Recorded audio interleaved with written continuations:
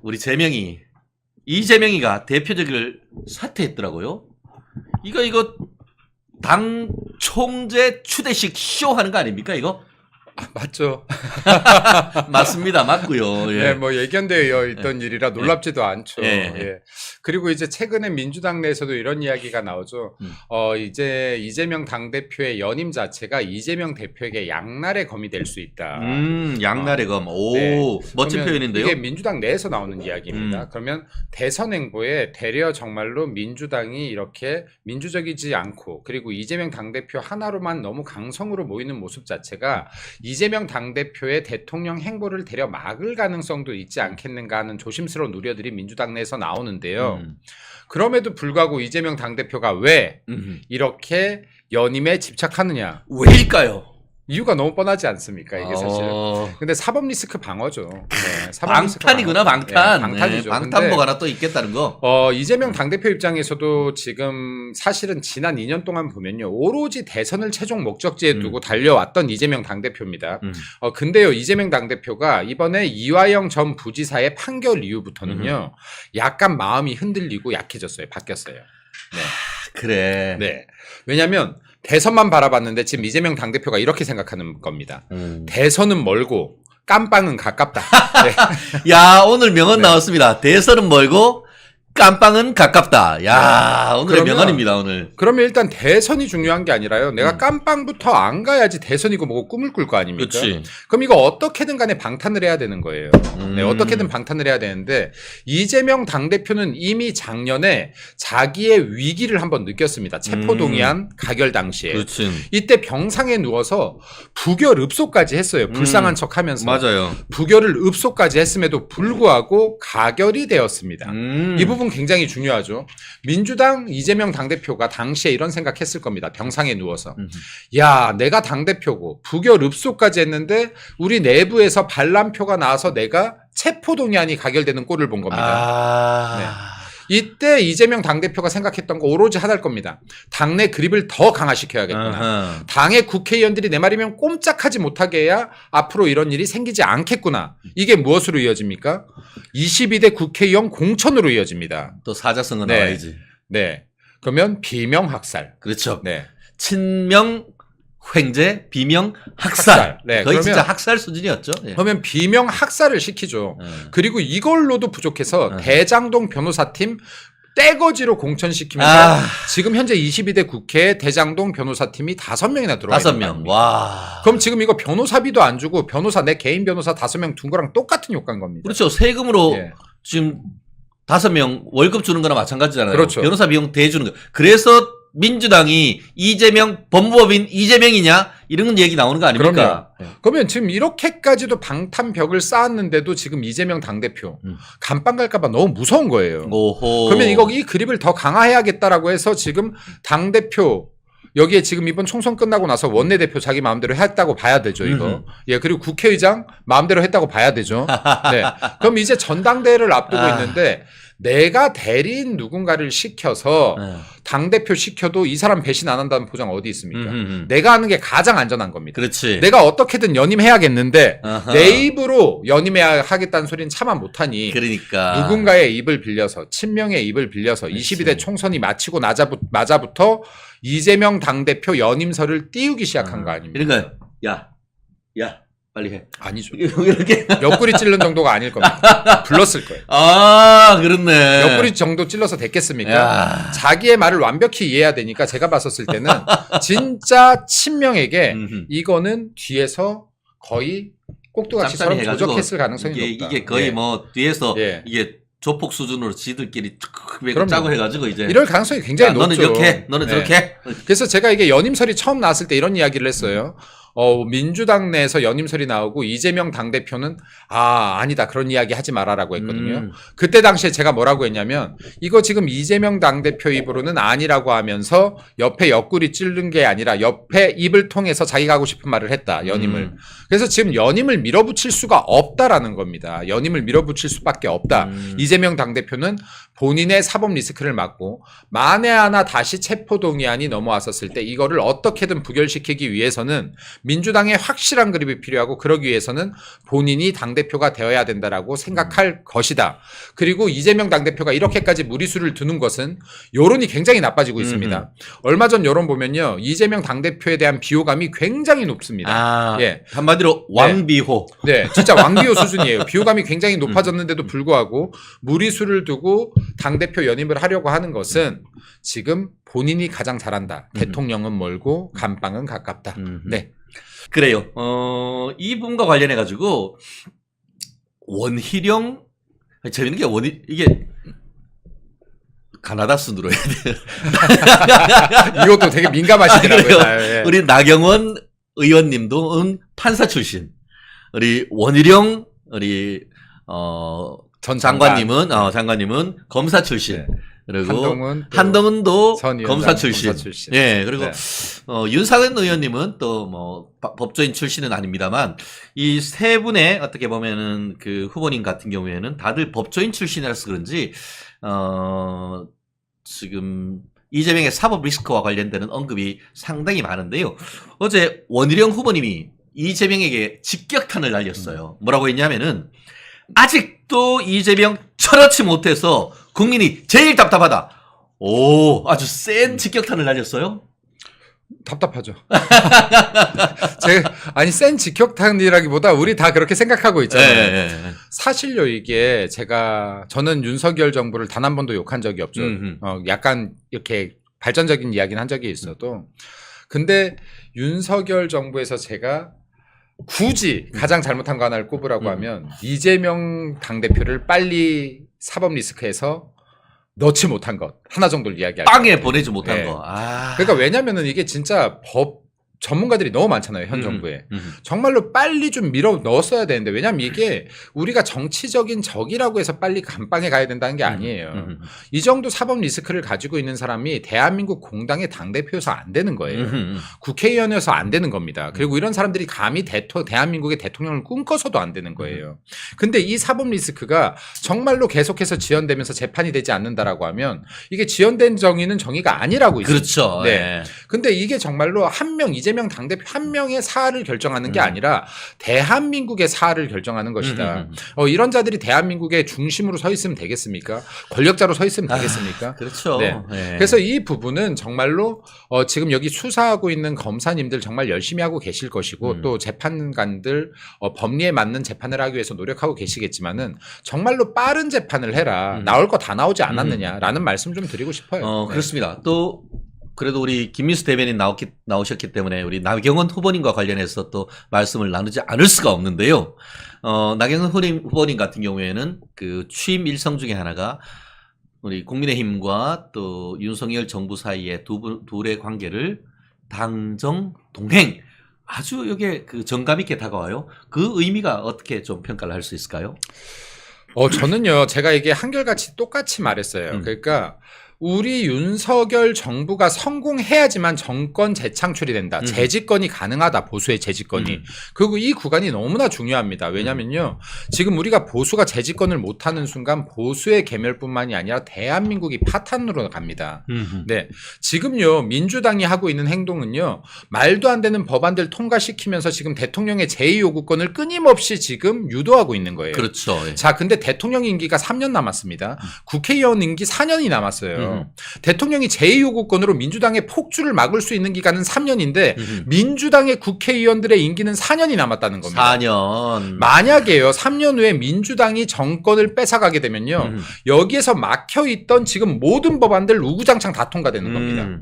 이때는 막을 수 있는 방법이 없습니다. 대통령까지 민주당이 가져가는 순간에 정말로 말도 안 되는 법들, 개헌, 정말 말도 안 되는 것들이 대한민국에서 이뤄진다라고 생각해야 됩니다. 그럼 우리들은 어떻게 하든 간에 이게 정권 재집권을 해야 되는데 그러기 위해서는 윤석열 정부의 성공이 담보돼야 됩니다. 이때까지 역사를 한번 보세요. 보수가 재집권을 했을 때 이 전에서 실패한 정권에서 재집권이 나오지 않습니다. 진보도 마찬가지예요. 전 정권이 실패하면요 재집권이 가능하지 않습니다. 그렇죠. 아무리 후보가 뛰어나도요 어차피 국민들께서는 한 통속으로 보는 겁니다. 그렇죠. 예를 들어서요 여기 변호사님께서 대통령이 됐다 칠게요. 근데 제가 그 뒤에 후보로 나왔어요. 근데 변호사님 정권이 성공하지 못하면 내가 아무리 잘라도 안 되는 겁니다. 맞아요. 예. 국민들이 심판이 그런 그냥 뭉탱이로 해버리니까. 그럼요. 네. 근데 제가 약간 못 놔도요. 앞선 변호사님이 대통령이 성공을 하면요. 내가 약간 못 놔도 야, 이 정책들을 이어받으려면 얘가 해야지가 되는 겁니다. 네, 그래서 이게 제가 계속해서 강조하는 것은 윤석열 정부의 성공이 필수 조건이라는 그렇죠. 겁니다. 네, 정권 재창출을 위해서, 재집권을 위해서. 그리고요, 또 하나만 더 말씀드릴게요. 이런 이야기를 해요. 건전한 당정 관계를 위해서는 대통령께 비판을 할 수 있어야 된다. 제가 이거 하나만 여쭤보고 싶습니다. 제가 우리 변호사님과 건전한 관계가 되려면 싫은 소리만 하면 되나요? 그러면 안 되죠. 아, 변호사님 이거 보니까 진행 별로예요. 아이. 재미도 없는 농담 그만하세요. 이렇게 싫은 소리만 한다 그러면 이게 아무리 건전한 비판이라고 하더라도 좋은 관계가 유지되겠습니까? 오케이. 제가 변호사님한테 변호사님은 이런 게 좋습니다. 훌륭합니다. 그리고 이런 격려도 해주고 따뜻한 말도 해주고 또 변호사님께서 지지하는 방향에 대해서 이게 옳다라고 하면 이걸 밀어도 주고 성공할 수 있게. 이런 과정에서 발전적인 토론을 하고 서로 비판을 하는 것들은 모르겠어도 일방적인 비판은 이게 건전한 관계가 될 수가 없다. 이건 조직이든 사람이든 마찬가지다. 네. 그렇습니다. 이러한 측면에서 볼 때는 지금 이제 후보들이 말하고 있는 건전한 당정 관계 정말로 중요하고요. 그리고 윤석열 정부와의 이러한 의사소통 굉장히 중요한 부분이라고 생각됩니다. 그렇습니다. 네. 역시 결국 윤 대통령의 성공이 있어야 그것을 기반으로 우리 자유우파 정권의 재창출이 가능하다. 요거가 아니겠습니까? 그러기 위해서 이번 당대표 선거가 정말 중요하죠. 그런 네. 선거입니다. 다만 이제 또 이번 그 당대표 선거를 보는 시각이 조금 더 다른 측면도 또 없진 않은 것 같은데요. 무슨 말씀이냐면 작년 3월 8일 전당대회 같은 경우에는 대선 끝난 지 1년 남짓 지났기 때문에 어떻게 보면은 당대표로서 윤석열 정부의 승리를 위해서 최선으로 도와줄 수 있는 그런 어떤 그 사람을 바라는 당대표 선거였다고 하면은 이번에는 이제 윤석열 정부의 어떤 중반을 넘어가면서 또 차기 정권의 어떻게 보면은 그 당대표 내지는 대권을 바라볼 수 있는 사람을 또 키워주는 그런 어떤 나름대로의 의미도 있다라는 그런 또 평가도 있는 것 같아요. 이거를 잘 봐야 될 것 같아요. 이게 선거라는 게 시기가 있거든요. 예를 들어서요. 지금 앞으로 2년 동안 선거가 없어요. 그죠? 그렇죠. 그러면 지금 실제 우리 당의 당원에 의해서 대통령 후보로 나갈 사람들은 지금 당대표직에서 1년 전인가요? 1년 6개월 전인가요? 그렇죠. 사퇴하죠. 사퇴를 해야 됩니다. 1년 6개월인 걸로 네, 알고 1년 있습니다. 6개월 전에 사퇴를 하죠, 저희가. 그럼 이게 내년 9월 정도에 지금 사퇴를 해야 돼요. 그럼 지금 당에 다 또다시 공백과 혼란이 야기되는 시기가 오는 겁니다. 그렇기 때문에요. 지금 실제로 저는 너무나 다 훌륭한 후보라고 생각해요. 예를 들어서 지금 뭐 나경원 후보뿐만이 아니라 지금 여기 한동훈 후보, 원희룡 후보, 그리고 지금 윤상현 후보 이분들 4분 중에 단 한 분이라도 보수에 없어야 되는 분이 있습니까? 없죠. 이분들이 있기 때문에 우리가 그래도 민주당과 싸워왔던 거예요. 그렇습니다. 2019년부터 20년 그리고 지금 또 정말 어려웠던 시기에 또 한동훈 장관은 여기 청문회 같은 데 서서 국회의원들 민주당 국회의원들 얼마나 또 이렇게 눌러줬습니까? 한 분 한 분이 다 필요한 분들이에요. 근데 이분들로 절대로 갈라쳐서는 안 된다라는 말씀을 드리고 싶은 것이고 그리고 대선에 나가고 싶은 분들 대선에 꿈이 있는 분들은 사실은 대선을 위해서 여기에서 이번에 소목되지 않는 것이 전 개인적으로 좋다고 생각해요. 왜냐면요 앞으로 이 2년의 당대표 시기가요 절대 영광된 자리가 아닙니다. 제가 봤을 때 이게 어떻게 영광된 자리일 수가 있습니까? 108석 이 여소야대 국면에서요 민주당과 싸워야 돼요. 성과를 내기 굉장히 힘들어요. 근데 여기 대선 후보가 되시겠다라는 분들께서 만약에 여기에서 소모가 된다라고 한다 그러면 이게 대선 후보 경쟁력을 잃을 수도 있다라는 거예요. 그렇기 때문에 이번에 정말로 당대표가 되는 분들은 우리 당의 대선 후보들이 정말로 빛날 수 있는 역할을 해줘야 된다. 자신이 이 사람을 빛나게 해주는 역할이 돼야 된다.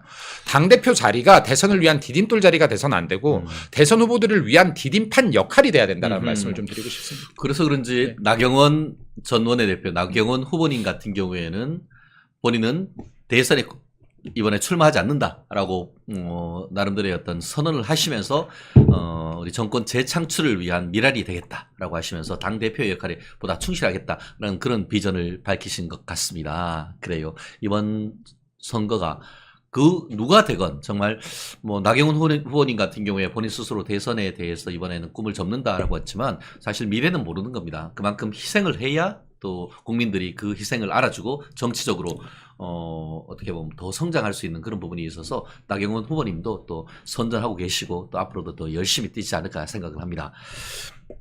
우리 뒤에 그 그림이 아까 있었었는데 우리 전당대회도 참 중요합니다만 그 참 재밌는 게 제가 지난 화요일 날 구미에 가서 이제 어르신들 한 300명을 앞에서 이렇게 올 하반기 전국에 대한 예측 강의를 하면서 여쭤봤어요. 국민의힘 전당대회는 언제지요? 했더니만 7월 23일요 했는데 근데 민주당 전당대회는 언제지요? 하는데 얼음 아무도 몰라. 이게 한 사람 나와가지고 그냥 당연히 추대되는 별로 재미도 없는 건데 그러다 보니까 언제 하는지 별 사실 관심이 없는 것 같아요. 그 날짜가 8월 18일입니다. 저도 이제 최근에 알았었는데요. 문제는 이게 8월 18일 날로부터 100일도 되지 않은 상황에서 아마 이 공직선거법 위반 그리고 위증교사 사건으로 해가지고 1심 판결 선고날 가능성이 매우 높습니다. 이게 100일 잔치를 잘못하면은 여의도 민주당 당사가 아니고 우리 국립대학에서도 할 수 있다는 그런 얘기가 나오더라고요. 제가 이거는 감히 말씀드리는데요. 물론 예견입니다만은 공직선거법 위반이 유죄로 확정나면 이재명 당대표만의 문제가 아니다. 제가 이 얘기 많이 하죠. 그래서 그러면은 민주당이 400억 넘는 돈을 국고 반납을 하려면요. 당사 팔아야 된다. 아이고야. 네, 그래서 제가 지난번에도 여기 멸콩TV 나와서 얘기했습니다. 비자발적 청막 당사에서 생각하게 될 것이다. 네. 네, 그래서 이게 민주당의 개멸을 불러올 겁니다. 네, 민주당의 개멸을 불러올 것이라고 생각하고요. 네. 그리고 아까 날짜가 8월 18일. 참 어감도 그러네요. 그러니까 네, 약간의 근데, 18이어가지고 근데, 제가 진짜 외우기 쉽더라고요. 근데 이게요. 민주당도 마찬가지고 이게 전당대회 때도 이게 국고 지원이 들어오죠. 네. 들어오나요? 맞나요? 그렇죠. 그 전당대회는 없을 겁니다. 일반 선거에는 없나요? 예. 전에 모 변호사님께서 이게 들어온다라고 했던 것 같은데 만약에 그래요? 이게 사실이라면요. 민주당은 전당대회 하면 안 돼요. 국고 낭비하면 안 되죠. 그렇죠. 예. 제가 이거 팩트 체크를 못 해봤습니다만 저도 한번 확인 한번 해보겠습니다. 이게 팩트라고 하면 어차피 지금 한 명 내놓고 할 전당대회 국고 쓰면서 하면 안 되는 거죠. 와, 네. 진짜 웃긴 게 지금 정성호 의원, 그러니까 그 이재명과 사무연수원 동기면서 의정부에서 지금 오선하신 분이 언론에 그렇게 했어요. 이거 몇 명 나올 것 같아요? 하니까 뭐 이재명 혼자 나올 것 같아요. 그럼 어떻게 해요? 하니까 찬반 투표해야죠. 북한이냐? 북한이 그러잖아요. 해가지고 이게 찬 반에서 이렇게 뭐 딱 들잖아요. 근데 지금 이재명 당대표한테는 찬반 투표가 굉장히 중요합니다. 의미가 있습니다. 예를 들어서 지금 북한 같은 경우에 여기에 지금 김정은이 지지율이 몇 프로 정도 나오죠? 김정은이 뭐 99% 아닐까요? 네, 거의 99% 아니니까 100%죠. 100% 거의. 예. 네, 뭐 형식상 약간 줄이기도 일부러 하나 하더라고요. 줄이려고 하나 하니까 줄여서 뭐 98, 99% 지. 99% 이렇게 나오는데요. 푸틴 몇 프로죠? 푸틴 100%지 뭐. 푸틴이 지금 제가 알기로는 78% 정도 나왔을 야, 겁니다. 어마어마하다. 77에서 한 80% 나왔을 텐데요. 어마어마합니다. 네. 이재명 당대표는 지금 제가 봤었을 때 푸틴보다 적게 나오면 실패한 것이다. 그렇죠. 지난번에 예. 본인이 77.7%인가 뭐 그렇게 했었죠. 네, 이번에는 본인이 지금 여기 아까 비명 다 학살시켰지 않습니까? 그렇죠. 예. 그럼 사실은요, 지금 김정은만큼 나와야 되는 거예요. 그렇죠. 네, 김정은만큼 나와야 되는 겁니다. 근데 만에 하나 푸틴보다 적은 지지율이 나온다라고 하면 이재명은 네. 굉장히 위태롭다. 이거 체포동의안 또 나오면 가결된다. 야, 오늘 네. 푸틴 기준선. 네.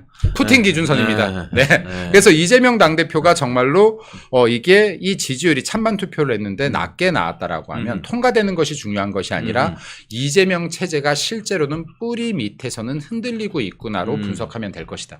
네. 예, 롤라님, 네.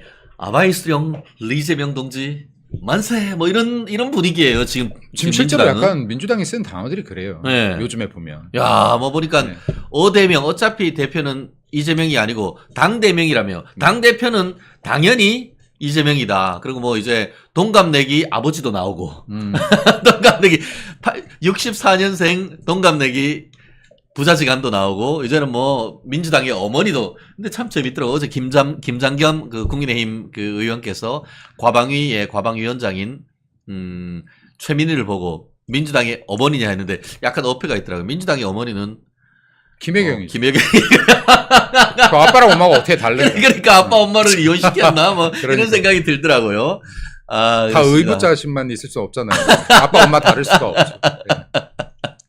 아, 재밌습니다. 이 예쁜 마녀님, 찢은 상상을 초월합니다. 변호사비 어디서 나는 걸까요? 공천값일까? 수사해야 됩니다. 그렇습니다. 지금, 공직자 후보 등록하면 재산 공개하는데, 그동안 그렇게 많은 변호사를 쓰고 있는데도, 변호사비의 변화가 거의 없다라는 것 아니겠습니까? 그쵸. 제가 이재명 재산 신고 내역 좀. 확인해 주세요. 네. 역시, 제가 이게 오늘 보니까 이재명 이 변호사비가 없을 것 같아서 책을 사주겠다 막 맞다. 민주당원들이.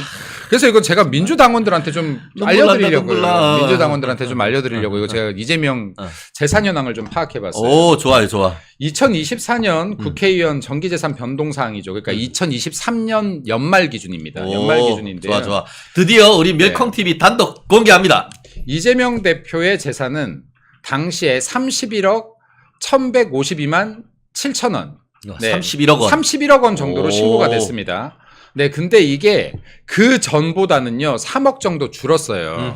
그래서 지금 민주당 지지자들이, 이재명 지지자들이 걱정하는 겁니다. 아유, 3억이나 줄었네. 어떻게 변호사비는 될 수 있나? 그럼 책이라도 좀 사주자 이러고 있는 거예요. 제가 이거 좀 말씀드릴게요. 31억 정도가 되는 게요.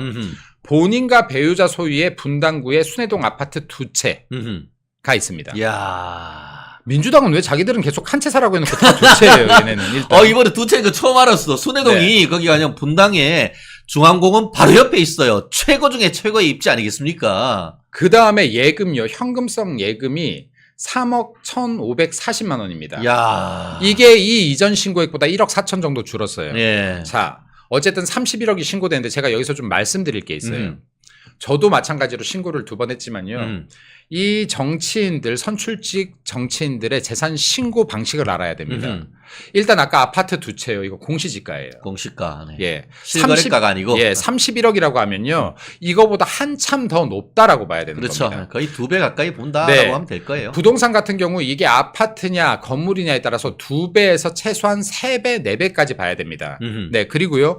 건물 같은 경우는요. 마찬가지죠. 그 주식 같은 경우 비상장 주식은 많게는 10배까지도 봐야 됩니다. 맞아요. 예. 예. 그래서 실제로 여기 상장돼 있는 주식이야 액면가 그대로 신고가 되겠지만요. 예, 그 외에는 실제 재산 신고보다 재산량이 많다로 보시면 됩니다. 최소 2배에서 많게는 10배까지도 많을 수 있다. 와. 예를 들어. 자, 그러면 이재명 대표 같은 경우는요. 31억 신고됐지만 여러분 최소한 이거 이상이겠죠. 훨씬 많다고 민주당 당원 여러분 그리고 이재명 대표의 지지자 여러분들이 걱정할 만한 사람들 아니라는 말씀 일단 드리고요. 서민 네. 기준으로 재벌이죠. 네. 그리고 당시에 재산 금액이 줄었던 것은 공시지가가 윤석열 대통령 들어오고 나서 부동산이 좀 낮춰졌어요. 안정화되지 않았겠습니까? 예. 그러면서 줄어든 것이고 현금 3억이 줄어든 것은 이건 제 추측입니다. 버카를 못 써서 아닐까요?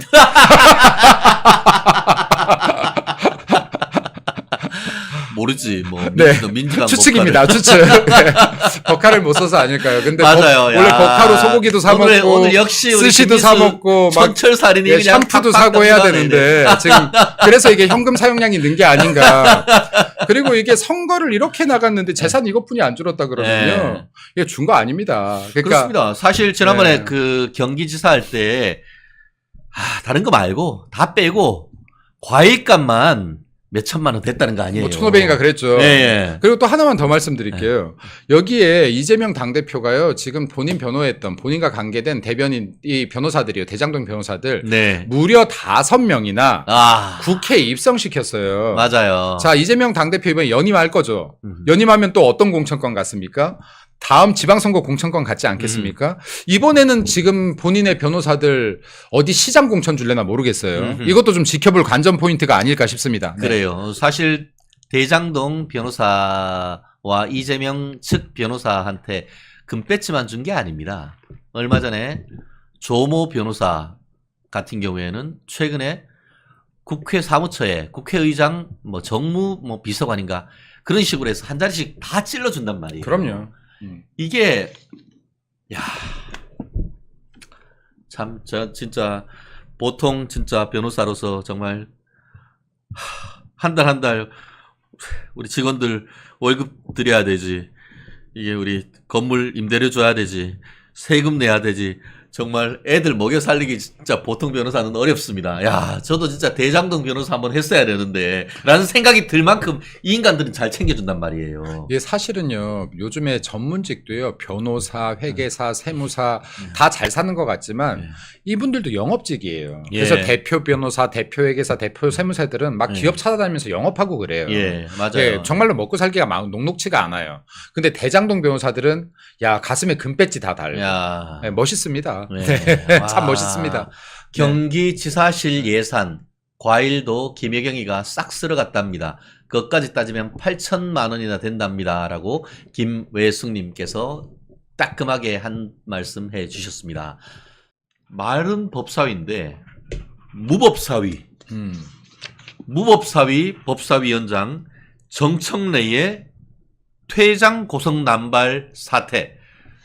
아, 정말 법조인으로서 국민의 한 사람으로서 정말 내가 이러려고 대한민국 국민 하나 하는 이런 생각이 들 수밖에 없는데 얼굴 뻔뻔하게 지가 법사위원장이라고 무슨 청령 오늘도 든 듯 지금 진짜 열받아가지고 말이 안 나오네. 정청래 어떻게 봤습니까? 웃기게 봤습니다. 아, 예. 정청래라는 사람이 좀 네. 아주 특이한 사람이에요. 네. 예. 여기 학생운동 굉장히 많이 했죠, 당시에. 그 예. 단순히 학생운동 했는 것이 아니고 그 건국대에 다니면서 네. 미문화원에 이게 그 몰로토프 바틀 그러니까 이거 뭐라고 하죠? 그 폭탄.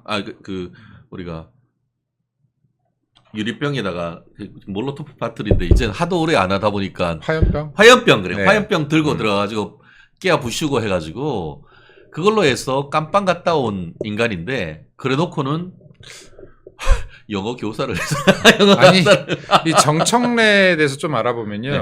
화염병뿐만이 아니에요. 본인이 직접 만든 수제 폭탄을 던졌어요. 네네. 예, 그리고 이게 불발이 됐습니다. 네네. 잘못 만들어서. 네네. 그랬더니 또 방화 시도를 했는데 이것도 또 방화 처리가 돼 있는 곳이어서 네네. 그게 안 붙었어요. 네, 맞아요. 그래서 이게 미수에 거쳤습니다. 그래서 징역 2년을 받은 적이 있습니다. 예, 대학생 때인가요? 맞습니다. 예. 제가 여기에서 이 사람이 참 대단하다고 생각한 게 이거 2번 실패한다는 게 말이 됩니까? 이 의지가 없었다. 그러니까 제가요, 이 사람을 이거 제가 좀 평가를 할게요. 네네. 이 양반이 대학교 들어가서요. 과대에 나가면서 내 꿈은 대통령입니다라고 했대요. 정치의 뜻이 있었어요. 그럼 지금 뭔가 자기가 주목을 끌어야 될 거예요. 수제 폭탄 만들어가지고 던졌어. 안 터지는 거 알지 않았을까요? 이 쇼에 능한 사람이다. 네. 어떻게 이게 수제 폭탄 던지고 실패하니까 방학까지 했는데 둘 다 실패를 합니까? 이거 쇼에 능한 사람이고 정말로 언변이 막 가는 사람입니다. 이 사람이. 그러니까 막말에 지금 황태자 정도 되는 사람 아닙니까? 근데 지금 이런 사람들이 대한민국 정치에서 진보 진영에서 계속해서 성장해 왔습니다. 예, 노무현 정권 당시에는 친노의 핵심으로 또 성장을 했었고. 맞습니다. 예, 그리고 또 지난 문재인 정권에서는 또 한때 문재인 당간 2인자의 역할도 하지 않았습니까? 예, 예, 예. 네, 근데 이제 또 이재명 체제가 되니까 이재명에 납작 엎드려서 또 마치 2인자 같은 행세를 또 하고 있습니다. 그리고 이렇게 법사위원장 자존심 다 내려놓고 이거 통상 삼선 의원이 하는 거죠. 그렇죠. 네, 근데 지금 법사위원장 꾸겨 넣어가지고 본인이 들어가서 그러니까 이때까지 이런 법사위원장은 보지 못했을 겁니다라는 그렇죠. 게 지금 자랑입니까 지금 그렇죠. 이게. 예. 야, 그게 사실 아까 아마 마포에 계셨던 분이신 것 같은데 최진정 변호사님 예전에 우리 동네에서 선거 캠프 끓인 것 강아지 산책하다가 봤습니다 했는데 제가 2016년 새누리당 영입 1호로 들어가서 정청래 잡으러 제가 마포 의뢰 갔었습니다. 아, 네네. 그래서 네. 정청래는 잡았는데 손혜원이 됐어요. 아, 참, 네. 지금 생각하면 제가 사실 영입 1호로서 제 개인적인 어떤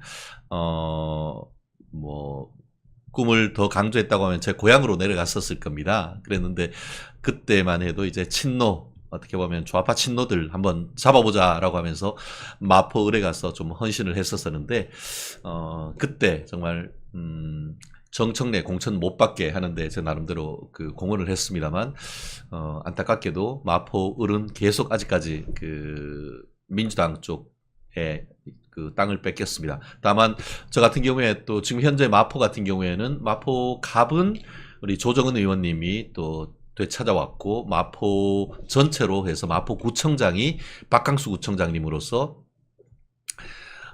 지금 국민의힘이 구청장을 얻었습니다. 제가 박강수 구청장님 나오실 때 후원 회장도 했습니다. 참 어쨌든 마포도 요즘 마용성이라고 해서 아파트 값이 국민 평형이 뭐 15억씩 가는 어마어마하게 좋아지고 있는 것이라서 앞으로 마포 갑뿐만 아니고 마포 갑은 이제 공덕동 쪽 아파트 많은 쪽이고 마포 을은 망원동 상암동 쪽인데 마포 을 쪽에 있는 자유우파 열심히 뭉쳐가지고 정청래 좀 한번 쫓아내는 그날 정말 반드시 보고 싶습니다. 그리고 이게 정청래 지금 법사위원장이에요. 이게 지금 그 최상병 특검법 강행 처리하면서 이거 입법 청문회 할 때요. 지금 대한민국의 국방부 전 장관이나 장군들한테 밖에 나가서 10분간 서 있다 오세요. 그렇죠. 예. 예, 이게 지금 국회의원에 어떤 국회의원이 국민을 대신해서 이렇게 한다고요? 어떤 국민이 이렇게 합니까?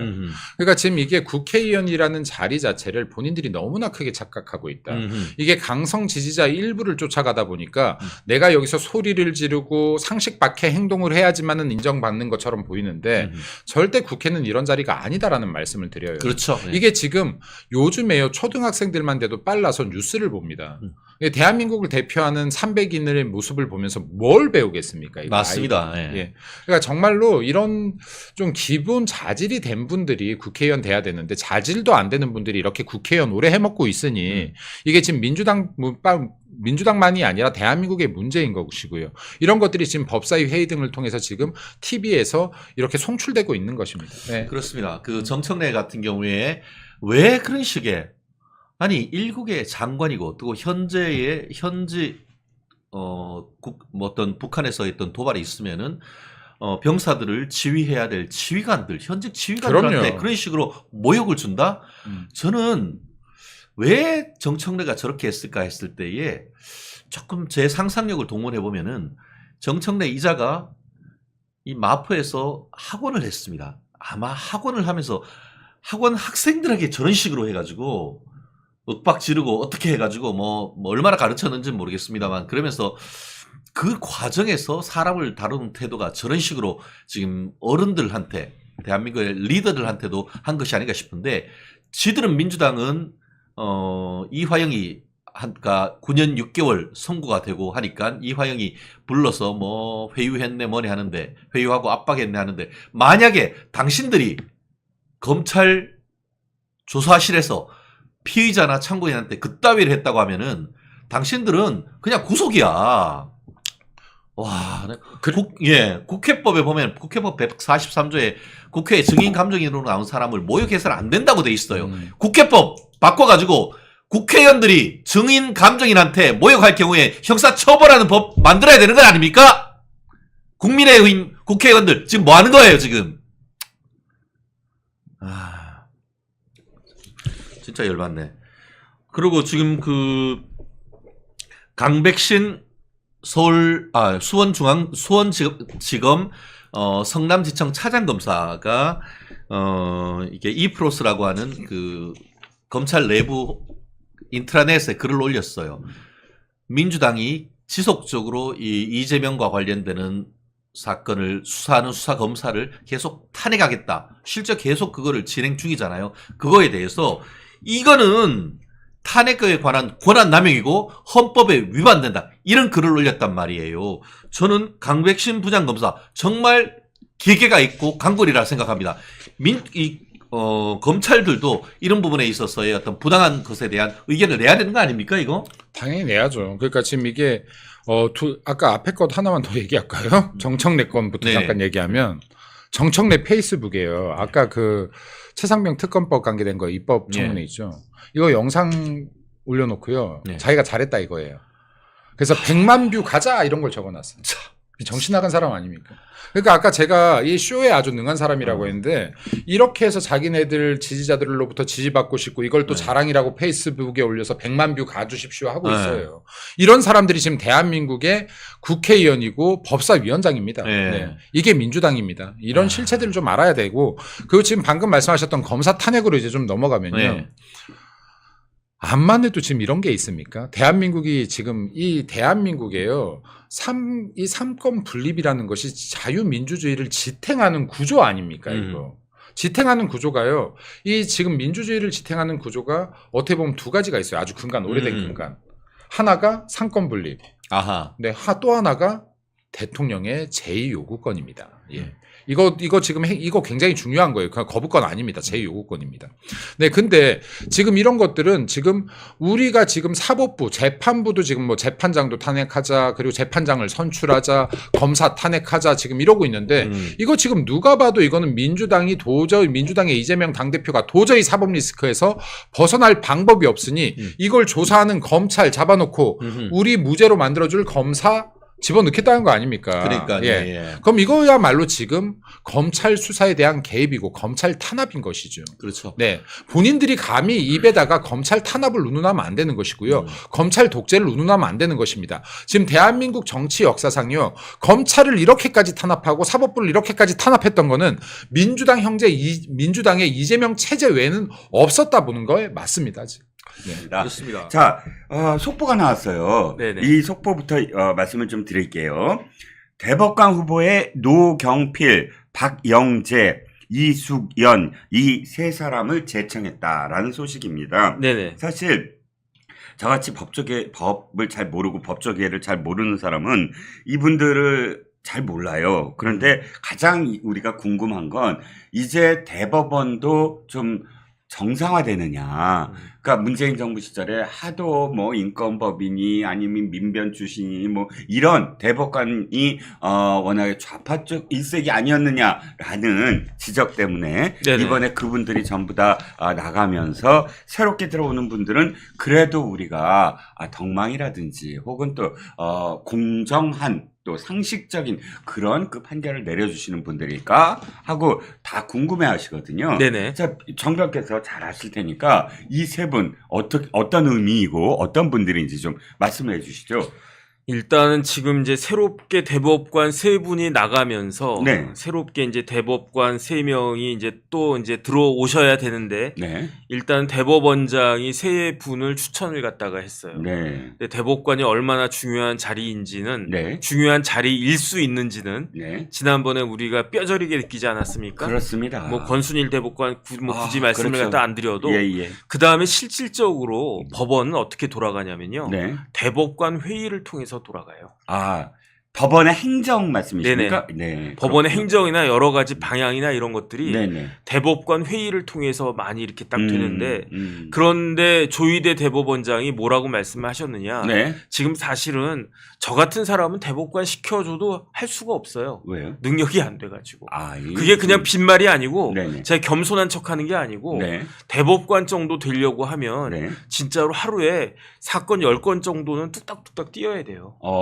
그러니까 거의 뭐 1년에 3만 건, 3천 건 한대나 뭐 그러니까. 대법원은 다 올라오는 그런 그 사건들 말씀이십니까? 네네, 맞습니다. 아. 왜냐하면 네. 우리나라는 3세판 있지 않습니까? 그렇죠. 한 번 지면은 또 한 번 하고 그게 이제 그 항소하고 네. 그다음 또 한 번 더 하면 3번은 해야 3세판 해야지 이제 승복을 갖다 하니까. 네. 아니, 단적으로 누가 지금 대법원에 갔습니까? 조국도 대법원에 가 있고요. 그것보다도 더 지금 제가 그 머리에 딱 떠오르는 거는 누구죠? 최태원 회장.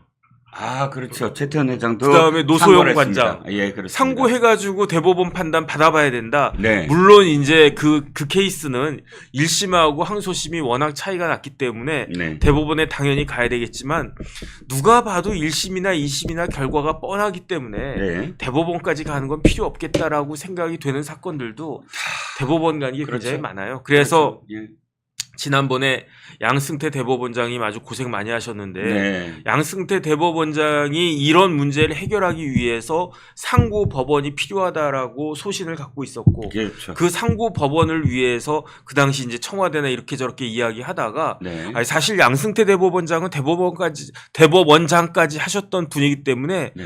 아무런 욕심이 있을 수가 없어요. 사적 욕심이 있을 수가 없죠. 있을 수가 없어요. 예, 예. 예컨대 대법관이다. 그러면 나 대법원장 한 해볼까? 그 다음에 대법원장이 뭐 대통령을 하겠습니까? 더 이상 올라갈 불가능하죠. 데가 없는 거예요. 예, 뭐 그렇습니다. 국회의장을 하겠습니까? 그렇죠. 그런데 어쨌든 양승태 대법원장이 대법관도 오래 하시고 대법원장 하시고 그러니까 이런 문제를 잘 알아가지고 그래가지고 이제 상고법원 저는 개인적으로 상고법원이 좋은 아이디어일 수 있다라는 그런 생각을 갖다 하는데 네. 근데 어쨌든지 간에 지금 우리나라 대법원의 현실이 이렇기 때문에 네. 조희대 대법원장이 요번에 대법관을 그 선정함에 있어서 그 추천함에 있어서 네. 최우선적으로 본 게 무엇이냐? 어떤 거죠? 실력이에요. 아, 가장 중요한 게 실력이다. 네네. 네. 그래서 요번에 네네. 그 세 분의 대법관 후보가 지명이 됐는데 네. 일단은 이제 여성 몫으로 이수견 고법 부장판사, 예. 그 고등법원 부장판사, 네네. 그 다음에 이제 노경필 부장판사, 네. 그 다음에 박영재 부장판사. 네. 이 세 분은 되게 유명한 분이에요. 아, 그렇군요. 네네. 굉장히 이제 탁월하다 이렇게 해가지고 네. 유명한 분이고 그렇기 때문에 그 다음에 이제 지역적으로도 노경필 부장판사는 광주 출신이고요. 네. 그 다음에 이제 박영재 부장판사는 부산 출신이고, 네. 그 다음에 이제 이수견 부장판사는 서울 출신이고, 여의도 여고 나왔네요. 네네, 요런 식으로 어느 정도 이제 그것도 맞춘 것 같고, 네. 그 다음에 조희대 대법원장이 계속 뭐라고 말씀하셨냐면, 네. 대법관은 실력이 있어야 된다, 대법관은 어. 실력이 있어야 된다. 예. 그 이야기는 뭐 반대할 수 있다는 이야기인 거고, 그런데 어쨌든 이번에 그 추천되신 분들은 뭐 지역적이고 뭐 그런 걸 다 떠나가지고 네. 누가 보더라도 자타가 공인하는 음흠. 법원의 최고 에이스들로 음. 일단 추천을 갖다 한 것이다. 일단 안심을 해도 되겠네요. 그런데 중요한 건 뭐냐면요. 네네. 그 대법관은 음흠. 장관하고 달라요. 어떤 점에서? 장관은 예. 인사청문회 통해 가지고 네. 그냥 뭐 이거 부적격이다 이렇게 돼도 네. 대통령이 그거 싹 무시하고 임명해 버리면 된단 말이에요. 그렇죠. 그런데 대법관은 대법원장과 마찬가지로 네. 국회에 동의가 있어야 돼요. 아이고야. 그러니까 이제 실력 있는 분들 중에서 그 다음에 또 이제 국회에서 동의를 받을 수 있는 사람이 받지 못할 수 있는 사람이 있을까? 걸러가지고 그래가지고 이제 그 요번에 지명되신 분이 이 세 분이고요. 네. 그 다음에 제일 중요한 거 제가 말씀드릴게요. 어떤 게 가장 중요하죠? 이 대법관들이 네. 재판을 합니다. 실제로 대법관 재판을 하죠. 누구 재판을 하겠습니까? 결국은 이재명 재판까지 가야 되고 조국 재판도 해야 되고. 뭐 조국 재판은 의미 없고 조국 재판은 시간만 의미가 있을 뿐이고 네네. 조국은 의미 없어요. 네. 제가 봤을 때 네. 이재명 재판에 대한 판결을 네. 이 새로 지명된 3명의 대법관들이 할 거기 때문에 네. 민주당에서는 이 사람이 우리 그 입맛에 맞는 사람이냐 까칠한 사람이냐 신진우 같은 사람이냐 아니면 유창훈 같은 사람이냐 그런 것들을 보고 그래서 누가 봐도 지금 이분들은 하자가 있을 수가 없어요. 제가 그 다음에 저 혼자만의 생각이 아니고 네. 제가 아는 분들 오늘 뭐 이거 이제 말씀하실 것 같아가지고 네. 제가 이제 몇 분하고 이렇게 상의를 갖다가 해봤는데 네. 거의 의견이 일치하는데 네. 네. 그런데 이 대법관은 국회에 동의가 있어야 되고 그 국회에 동의가 있으려면 민주당의 영향력이 결정적이고 그런데 민주당의 실질적인 당수는 네. 뭐 대표라고 하지만 뭐 곧 대표가 될 거 아니겠습니까? 가장 이해관계가 있는 사람이 민주당의 대표예요. 이재명이죠. 그러니까요. 그러니까 어떻게 판단을 할 것이냐. 저도 굉장히 주목을 갖다가 해야 되는데 그런데 어떻게 될까 한번 지켜봐야 될 것 같습니다. 그렇습니다.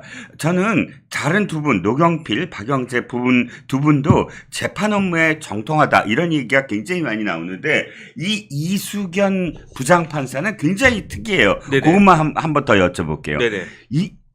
카이스트 전산학부 겸직 교수예요. 전산학부. 네네. 무려. 그러니까 법원의 부장판사를 하면서 전산학부의 겸직 교수로 하고 정보통신기술과 지재권 분야에 조예가 깊고 대법원사나 AI 인공지능 연구회 회장을 맡고 있다. 저는 이게 굉장히 의미가 있다고 생각을 하는 게 네네. 우린 지금 AI 분야에서 정말 뒤져 있어요. 네네. 전 세계가 AI가 이제 앞으로 세상을 어떻게 바꿀 거다. 어마어마한 지금 변화가 이루어지고 있는데 지금 이 대법원에 AI와 관련돼서 연구하고 조예가 깊은 대법관이 있다라는 건 우리한테는 굉장히 큰 사실 선택이었다고 생각을 하거든요. 그러니까 노 대법관 후보자 네. 서울대 법대 나왔어요. 네. 그다음에 박영재 후보자 서울대 법대 나왔어요. 네. 이수견 후보자는 어디 나왔느냐? 예. 서울대 법대 안 나왔어요. 그러게요. 고대법대 안 나왔어요. 연대법대도 아니네. 이대법대도 안 나왔어요. 그런데 어디 나왔냐면 나왔습니까? 포항공대 나왔어요. 포스텍. 포항공대 산업공학과 출신이에요. 와. 문돌이가 아니에요. 오. 그런데 이분이 예. 사법시험을 빨리 붙은 편이에요. 아, 그렇습니다. 왜냐하면 예, 그 예. 이제 원래 법대 딱 들어가서 막 1학년 때부터 2학년 때 공부한 그런 사람들과 달리 네네. 포항공대 산업공학과를 졸업했단 말이에요. 아예? 아예. 끝까지 졸업했어요? 졸업했어요. 그리고 난 다음에 이제 사법시험이 그러니까 저희 같은 사람들 딱 보면 대충 몇 년 공부했는지 대충 눈에 들어온단 말이에요. 그렇죠. 그런데 사법시험도 빨리 붙고 더 중요한 거는 연수원 성적이 중요하거든요. 네. 왜냐하면 제가 살아보니까 네. 그냥 중학교 때 공부 잘하던 놈들이 고등학교 때 가서도 잘하는 경우가 많고 대학 가서도 잘하고 그 다음에 그 대학에서 공부 잘하던 애들이 사법연수원에서도 성적이 좋고 그렇죠. 또 그런 애들이 또 판사도 잘하더라. 판사하고, 근데 네. 그러니까 이제 연수원 성적이 사실은 특히 법조계 같은 데는 네. 거의 뭐 그냥 그 일하는 게 네. 기록 보고 판결수 이런 거기 때문에 네. 그러니까 그 훈련이 잘 되어 있는 사람들이 시험도 잘 보고 그러는 거거든요. 그렇죠. 연수원 성적도 좋아요. 이수견 후보자가 어. 포항공대 산업공학과 나오고 공대생이에요. 어. 이제야 뭐 로스쿨 생기고 하니까 공대생들이 법조계에 많지만 네네. 이때는 진짜 드물었을 때거든요. 그렇죠. 그 다음에 여학생이 사법시험 붙는 경우가 지극히 드물었었어요. 예. 그런데 시험 붙었는데 그것도 법대생도 공대생이야. 아니고 공대생인데 예. 그런데 연수원 성적도 좋아. 최상위권이었다. 아. 그렇기 때문에 네. 그런데 그러면 전산이나 이런 거 몰라야 되잖아요. 근데 또 그것도 잘 안 와봐. 예. 그러니까 어쨌든 두루두루 해가지고 예. 제가 봤을 때 이수견 후보자는 뭐 그 야당에서도 그거 하기는 어려울 것 같고 예. 비토를 놓기는 어려울 것 같고 그 다음에 이제 노 후보자는 고등학교를 광주고등학교를 나왔으니까 네네. 설마 광주고등학교 나오신 분을 그 다음에 이제 이분도 법원의 에이스라고 알려져 있는데 예. 그런데 설마 비토를 할까? 예. 그러면은 이제 박영재 박영재 부장판사가 그 후보자가 부산의 배정고를 갔다가 나왔는데 네. 박영재 부장판사는 고등부장판사니까 뭐 네. 법원장이나 마찬가지라고 봐야 되는데 네. 그런데 그 김명수 대법원장 체제 하에서 네. 법원행정처 차장을 지냈어요. 어이구 저기네 가장 또 그 고위직 중에 고위직에 또 올랐었네. 핵심을 갖다가 한 거예요. 예. 그래서 그러니까 오히려 음. 야당에서 반대하기 어렵지 않을까 이런 기대를 갖다가 하는데 근데 제가 알아본 바로는 뭐 이 두 분 다 세 분 다 나름대로 소신이 있고 잘 하실 분이다라고 저는 정통한 소식통으로부터 들었어요. 아, 그렇군요. 그런데 이제 그분이 네네. 다 괜찮다 다 좋다 이렇게 이야기하는 게 아니에요. 그래서 네네. 지난번에 대법원장 후보자 중에서도 네네. 어떤 분에 대해서는 그때 법조계에서 네. 사실 걱정 많이 했거든요. 그렇죠. 저 사람이 되면 큰일 어떡하나 난다. 그런 사람이 있었어요. 음. 근데 지금은 그런 이야기는 없습니다. 딱 똑부러지게 그것을 네네. 평가해 주실 수 있는 분이 지금 이 세 분에 대해서 실력도 있다, 소신도 있다, 그리고 가장 중요한 건 야당에서 반대할 수 없을 정도로 전문성들을 갖고 있다. 네네. 이 세 가지라면 우리가 이 세 분을 추천한 지금 조희대 대법원장에 한번 믿어보는 것이 네네. 좋을 것 같고 또 기대를 가져봐도 좋을 것 같습니다. 네네. 조금 전에 비뉴님이 슈퍼챗을 해주셨습니다. 정말 감사드리고요. 지금 들어오신 분들은 혹시나 이 방송이 마음에 드셨다면 더 많은 분들이 보실 수 있도록 구독과 좋아요를 꾹꾹 지금 눌러주시면 대단히 감사하겠습니다. 네네. 자, 민주당이 정말 불치의 병을 갖고 있더라고요. 이건 진짜 약이 없는 무슨 네. 병? 탄핵병, 탄핵해서 검사 탄핵, 판사 탄핵만 지금 정변하고 계속 말씀을 드렸는데, 이번에 또다시 방통위원장을 탄핵하려고 한답니다. 네네. 이건 정말 그냥 빤하게, 그러니까 예전 같으면 뭐 이렇게 뭐 핑계거리가 있잖아요. 뭐가 어떻고. 이 핑계 없어요. 딱 이유는 하나예요. 지금 MBC, KBS, EBS 이사들이 차례대로 지금 다 나가거든요. 네네. 임기가 다 되고. 그러니까 MBC 이사, KBS 이사, EBS 이사를 장악하겠다. 누가? 지금 방통위원장을 탄핵을 시켜서 일을 한동안 못하게 한 다음에 자기네들끼리 다 하겠다. 이겁니다. 네네. 장악을 하겠다. 왜? 이재명의 사법 리스크를 어떻게든 이 세 개의 방송국으로 장악을 해서 계속 가짜뉴스를 양산하겠다. 이런 의도가 아니라면 네네. 또다시 이동관 방통위원장 이후에 또다시 이렇게 지금 방통위원장을 탄핵을 시키겠습니까? 그래서 저는 네네. 뭐 다른 걸 다 떠나서 네. 민주당이 참 뭐라 그럴까 정확하게 보고 있다. 사태를. 아니 저는 그 구조를 네. 정확하게 보고 있다. 그 생각이 드는 게 어떤 거요? 권력은 네. 옛날 같으면 총이나 칼에서 나왔었는데 그렇죠. 이제는 권력이 표에서 나온단 말이에요.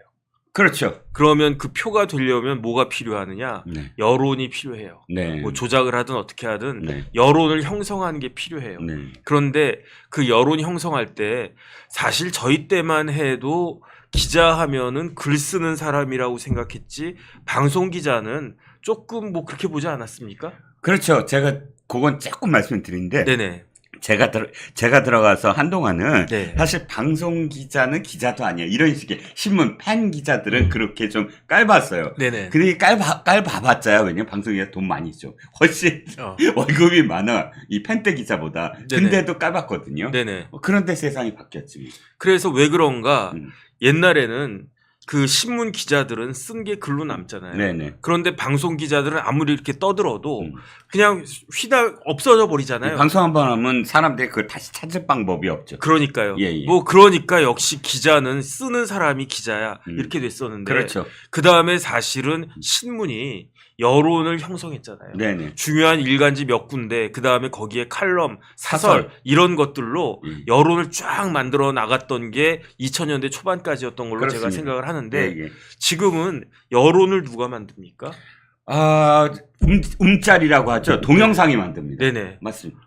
방송이 만드는 거잖아요. 예. 그러니까 방송국을 장악하는 게 무엇보다도 중요하고 그렇죠. 방송국을 장악하기 위해서는 무슨 지시라도 해야 된다라고 하는 거를 네. 민주당이나 야당은 알고 있는 거예요. 그렇죠. 그러니까 네. 지금 방통위원장한테 그 탄핵할 만한 네. 헌법이나 법률을 위반하는 사유가 있습니까? 없습니다. 아무리 눈 씻고 사자도 없어요. 그렇죠. 없다고 하는 걸 누가 제일 잘합니까? 민주당이 제일 잘 알아요. 네네. 하지만 민주당 입장에서는 그런 건 다 개나 줘버리고 네. 그다음 중요한 거는 MBC하고 KBS하고 이런 거대 방송국들을 일단 장악하는 게 중요하다. 아무리 뭐 유튜브, 핸드폰 이런 게 있다고 하더라도 KBS, MBC만 하겠습니까? 그러니까 이것을 장악하는 것이 중요하다라고 하는 걸 아는 거고 그 목적을 달성하기 위해서 어떤 수단이 제일 효과적이냐. 방통위원장 날려가지고 MBC 그 사장을 선임할 수 없는 조건으로 만드는 게 그렇게 해서 시간을 벌어놓는 게 필요하다. 그렇다라고 하면 없는 죄 만들어가지고 이재명 대표가 그랬잖아요. 없는 죄 만들어서 자기 감옥 가게 만들 거라고. 마찬가지로 없는 사유 만들어가지고 방통위원장 탄핵하겠다라고 한 게 그런 의도이다. 전 참 우리나라가 이렇게까지 됐다 이런 생각이 듭니다. 그렇습니다. 그 이유 중에 하나로 든 게 바로 2명 체제로 지금 방통위를 운영하고 있다라는 건데요. 참 운명이라는 게 참 희한합니다. 네네. 정변. 이게 왜 2명이 됐냐 하면 말도 안 되는 사람을 추천했기 때문이었어요. 누구? 최민희. 네네. 이 사람이 원래 그러니까 방통위원이 되는 사람들은 이 자신의 어떤 이해 충돌이 없어야 되는데 보니까 옛날에 이해 충돌이 있을 만한 상황들이 있었던 거예요. 네네. 그래서 그건 안 된다. 법적으로도 안 된다 하는데 그 최민희를 계속 몰아붙이면서 밀면서 이야기가 계속 꼬여나가면서 몇 개월을 그냥 지나가 버렸거든요. 네네. 그래서 사실 3명 3명 체제, 4명 체제가 돼야 되는데 2명 체제가 된 거고 민주당에서도 최민희를 꼭 집어넣어갖고 난장판을 만들려고 했는데 근데 전화위복이 됐어 또 이게 그러고 아이 그래 나 저기 뭐 총선 때가 되니까 네. 에이 그래 방통위원 이제 안 하고 그냥 저 선거 나갈래 해서 선거 나가서 됐잖아요. 됐죠. 그럼 뭘 시켰어요? 과방위원장. 위원장 되셨어요. 과방위원장을 시켰어요. 야. 뭐죠? 방통위를 네네. 뒤지고 흔들 과방위원장을 시켜버린 거야. 네. 그러니까 아까 정변이 말씀하신 게 이거예요. 딱 그 말씀하신 게 딱 맞는 게 뭐냐면 자 22대국가 시작되면 가장 정말 철면피 두 사람을 가장 중요한 자리에 그냥 앉혀갖고 어떠한 상황에도 굴하지 않고 그대로 우리의 뜻대로 밀어붙일 사람 누구 정청래를 법사위원장 최민희를 과방위원장 네네. 해서 바로 법사위에서는 검사 탄핵 판사 탄핵 밀어붙이고 이 과방위에서는 방통위원장 탄핵을 밀어붙이는 거죠. 네네. 이제부터. 그래서 방송을 완전히 장악하겠다. 네. 이 의도를 그대로 플랜을 갖고 있었다는 거예요. 네네. 예. 참, 근데 저는 어떤 생각이 드냐면, 네. 깨진 유리창 같은 생각이 들어요. 깨진 유리창의 법칙, 깨진 예. 유리창이라고 그 사회 현상을 얘기할 때 네네. 그거 말씀이시죠? 이게 네. 자동차 유리를 갖다가 깨진 채로 그냥 내버려 두면, 네. 다른 데 부서져도 사람들이, 에이, 뭐 그냥 이렇게 된단 말이죠. 금이 간 거 같고 뭐 하고 지나가지. 그런데 지금 네. 탄핵을 처음에 탄핵할 때에는 네네. 이 탄핵이라고 하는 게 어마어마한 거라고 생각을 했었단 말이에요. 그렇죠.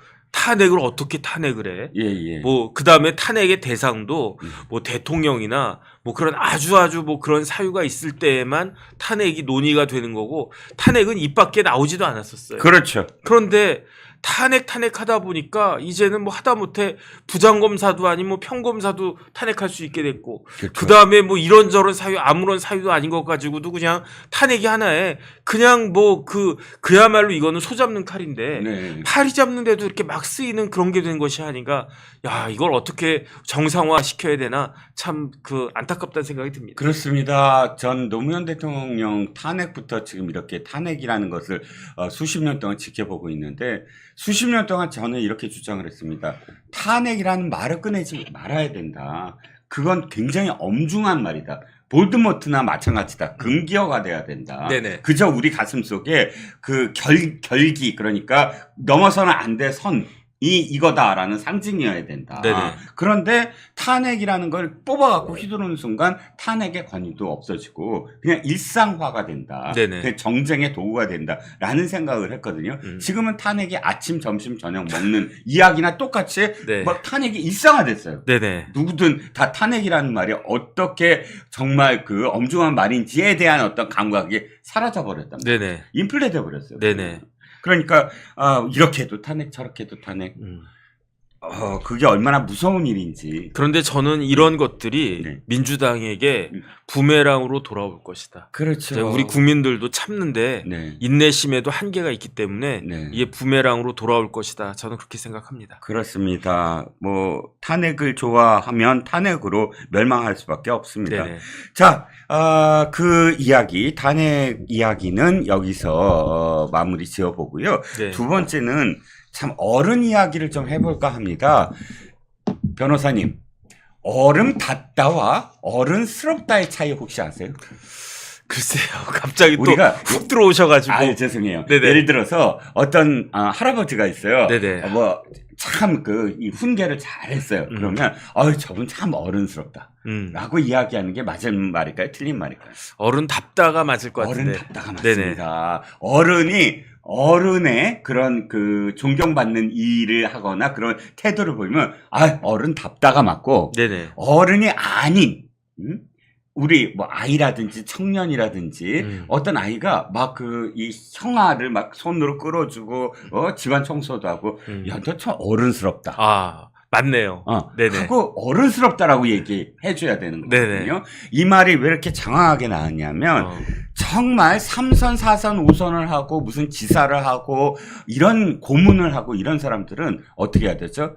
어른답게 행동을 해야 된다고 생각해요. 그래야 초선이든 네. 아니면 새롭게 그 정치를 하려는 사람들한테 본보기가 돼서 저 사람처럼 해야지. 나는 지금 어른은 아니지만 나도 어른스럽게 그럼 할 거야. 네네. 라는 본보기가 되거든요. 네. 그런데 저는 홍준표 이철우 경북도지사와 대구시장 특정 후보는 안 만나주고 아무리 만나자고 해도 특정 후보는 어이구 잘 나왔다라고 덕담해주고 끌어안고 네네. 이게 딱 학교 폭력에서 이지매하는 것과 똑같은 네네. 행동이라고 생각을 해요. 네네. 아니 어떤 후보를 제가 비토하거나 싫어할 수는 있어요. 네네. 제가 보기에 그건 사람이고 또 이게 부적절하다고 판단하면 부적절하다라고 이야기할 수 있는 것이 정치인이라고 생각을 해요. 네네. 하지만 후보가 어떤 후보든 어떤 후보가 시장을 찾아오는 건 공적인 행위라고 저는 생각을 하거든요. 자기가 소속돼 있는 정당의 후보가 그것이 한동 후보가 됐든 아니면 뭐 또 나경 후보가 됐든 원희룡 후보가 됐든 그 사람을 좋아하는 건 내 사적인 감정이고 네네. 내 싫어하는 건 또 사적인 의사 표현인데 공적인 시장의 지위는 공적인 당의 후보를 만나야 된다고 생각해요. 그건 당연한 거 아닌가요? 예. 네네. 그런데 그것을 애가 나대니까 난 안 만나 라고 하는 것이 과연 어른다운 행동인지에 네네. 대해서 말씀을 드리는 겁니다. 네네. 너무 장황해서 죄송해요. 시작부터. 그게 이제 지금 우리나라 정치의 현실이 아닌가 저는 그런 생각이 들고요. 예. 그 다음에 저는 이 당대표 선거는 네. 그 경쟁이라고 생각을 해요. 그 다음에 중요한 거는 경쟁이지 전쟁은 아니잖아요. 그렇죠. 그 다음에 그 다음에 예컨대 그 여당이 상황이 좋고 뭐 그렇기 때문에 뭐 그냥 뭐 그렇게 해도 된다라고 하면 모르겠는데 네네. 지금 제가 봤을 때 여당은요, 여당 대표는 일당백할 수 있는 사람이 필요해요. 네. 그 다음에 여당의 국회의원들은 최소한 일당 10 역할은 해야 돼요. 네. 왜냐하면 그 국회의원 제가 숫자가 여당보다 야당이 2배가 많으니까 여당 의원들이 2배 역할 정도 하면은 맞겠구나라고 생각을 했는데 네. 그게 아니더라고요. 다시 한번 생각을 해보니까. 네. 100석하고 200석하고는요, 하늘과 땅 차이예요. 이게 단순히 산술적으로 2배가 아니더라고요. 그렇죠. 10배 이상의 힘이 드는 게 그 지금 차이인데, 그렇기 때문에 어찌됐든지 간에 제 생각에는 이번에 당대표를 갖다 선출하는 데 있어서 정정당당하게 경쟁을 하고, 네. 그 다음에 누가 되든지 간에 되면 그 사람에게 힘을 모아줘가지고 정부하고 당정 관계가 제대로 이루어지게 해가지고 그래야지 야당하고 그 대응할 수 있고 그럴 것이 아닌가, 저는 그런 생각이 듭니다. 그렇습니다. 그래서 저는 홍준표 시장에 대해서 한 말씀만 더 드릴게요. 후보가 그러니까 전당대회가 시작되기 전에 특정 후보가 될 사람을 개인적인 그런 이 주관적인 판단으로 SNS 등을 통해서 비난하고 멸칭하고 조롱한 것에 대해서는 그렇다고 칩시다. 그런데 이미 전당대회가 시작됐다면 시장은 시장답게, 지자체장은 지자체장답게 공적인 행위를 해야 된다.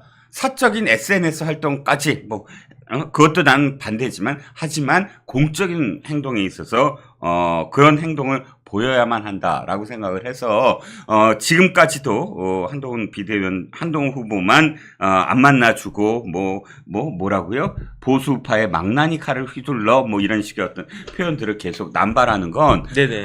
지자체장이 선거에 개입하는 행위가 돼요. 네네. 그렇잖아요. 당내 선거에 개입하면 안 되잖아요. 네네. 국회의원도 개입하면 안 되죠. 돈봉투도 돌리면 안 돼요. 그렇죠. 절대 안 되죠. 그럼 감옥 가. 그렇죠. 소나무 닭이 갑자기 떠오르네요. 네네. 이것 때문에 돌린 거 아니에요? 이런 식으로 전대에서 하려고. 그래서 절대. 그때도 여당 대표였어요. 그때도 여당이었죠. 네네. 그러니까, 저는 홍준표 시장이나 더군다나 이철우 경북도지사는 또 왜 그런데요? 언론을 통해서 공부해라. 만나서 얘기하세요, 만나서. 만나주지 않고 갑자기 그냥 그 기자들한테, 한동훈 비대위원장은 좀 언론을 통해서 공부 좀 하세요. 라고 이야기하는 걸. 마치 홍준표 따라하기 이렇게 보이는데, 네네. 두 분이 아무리 그렇게 한다고 하더라도 두 분이 대구의 당원들을 좌지우지할 수 있다. 경북의 당원들을 좌지우지할 수 있다라고 생각하는 것 자체가 저는 구태라고 생각을 하고요. 특별히 제가 한동훈 후보를 더 지금 지지한다거나 이런 뜻으로 말씀드리는 건 아닙니다. 저는 어른답게 또 어른스럽게 이 당을 이끌고 또 어른다운 그런 그 고문들이나 선배 정치인들을 본받아서 후배 정치인들이 공경하고 그런 모습을 좀 보여달라라는 의미에서 사실 홍준표 시장에 대해서 다시 한번 제가 좀 질타를 해봤습니다. 네네. 추미애도 한마디 더 보탰더라고요. 뭐라고 했어요? 추미애가 또 홍준표하고 친하잖아요. 아, 그런가요? 예, 아, 왜냐면 맞다. 사법연수원 동기예요. 같은 반이었다고 그랬어요. 그리고 또 대표도 동시대에 했어요. 네네. 그러니까 이쪽이 자유한국당 대표할 때 네. 추미애가 더불어민주당 대표도 했거든요. 그때 이뻤대요. 아니 이뻤다고 홍준표 대표가 얘기했잖아요. 네네. 그러니까 왜 예방하는 자리에서 양당 대표가 예방하는 자리에서 네. 아이 막 또 홍준표 수줍어하면서 네. 따진 거야. 뭐라고 네. 따졌냐면 저기가 누구야 추미애가 홍준표한테 그때 나 만나서 나를 그렇게 봤을 때 뭐 집에 가서 밥이나 하지 이런 소리는 왜 했어요? 라고 이제 추미애가 따지니까 홍준표가 아니 너무 이쁘니까 내가 다가갈 수가 없어서 그랬지. 아. 이런 이야기를 서로 덕담으로 주고받는 그런 장면이 연출이 됐는데 이번에도 이런 얘기입니다. 추미애가 그렇다고 비판하고 비난한 게 아니고 네네. 아유 홍준표 시장 맞는 말이다. 네. 지금 한동훈은 참 그런 인간이다. 애다라고 하면서 일단 밑자락을 그렇게 깔면서 그런데 애한테 그러지 말고 오야붕한테 가서 얘기해라. 오야붕? 네네. 저기 윤 대통령이 얘기한 거죠. 네. 그러면서 또 한마디 하죠. 아이고 일본말 오야붕이라고 그런 거 갖고 시비 걸지 마라. 왜? 그 사람들 이 윤 대통령이나 한동훈 비대위원장을 지칭하면서 그 사람들은 원래 친일 아니냐. 그래서 오야붕이 더 어울린다고 하면서 홍준표한테 부른다고 달려와서 머리 조아리지 말고 오야붕한테 따져라. 네네. 라고 조롱을 했습니다. 네. 참. 뭐 이제 요 정도로 하시죠. 요 정도로 네네. 하죠. 예, 뭐 입맛- 잘할 거라고 제가 생각이 됩니다. 입맛이 씁니다. 네네. 네.